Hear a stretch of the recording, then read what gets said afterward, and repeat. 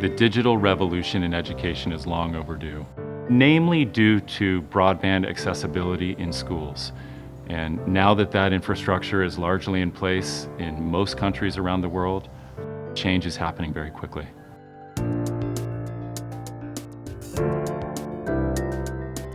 Coronavirus supercharged EdTech by providing hundreds of millions of students and teachers with the opportunity to try out technologies that they simply wouldn't have tried beforehand.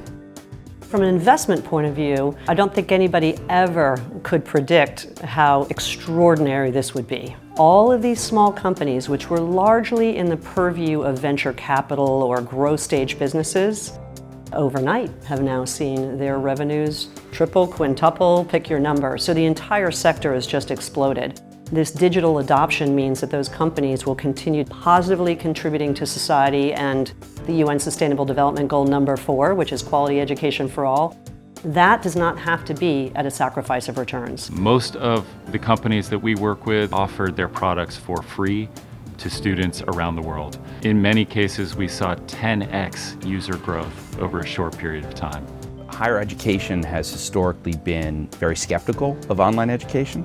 We are seeing today scale, and now in part because of COVID, an accelerant on all aspects of online education. 2U partners with top universities to build digital education. We've powered over 700,000 live classes on the web, very often in disciplines you wouldn't expect to be done online, like medical programs. The physician assistant degree at Yale is a good example of that. One of the most exciting technologies we're seeing is the combination of artificial intelligence with machine learning and adaptive learning. This is where the software actually learns how the student learns and then adapts the learning journey for that particular student. There's 1.8 billion K-12 students around the world actively learning. There's no reason why EdTech shouldn't be serving all of those students. We're seeing companies with 50+ million in revenue growing well over 100% year over year. So these are some of the fastest growing software companies in the world. The EdTech industry is still a very young industry, which means most companies are in the private markets and are being backed by venture capital funds.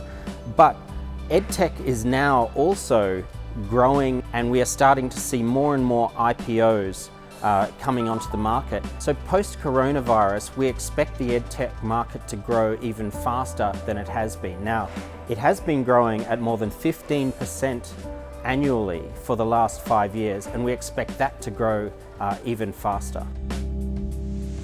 Today, Credit Suisse is one of our largest investors in the world. Interestingly, they also took us public back 6 years ago.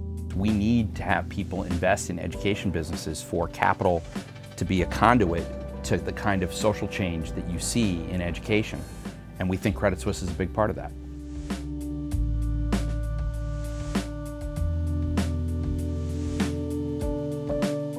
So certainly the developing world, the biggest hurdle is access, and broadband access in particular. The good news is that smartphones are proliferating very, very fast. And then with the advent of 5G, the investment in infrastructure will be cheaper than the technology that came before, and I think it's absolutely incumbent upon governments to invest in those technologies in the developing world in order to provide that access. You think about that ripple effect of educating one child and how important that is to the 17 Sustainable Development Goals and being able to achieve those. Really, really good return on that investment.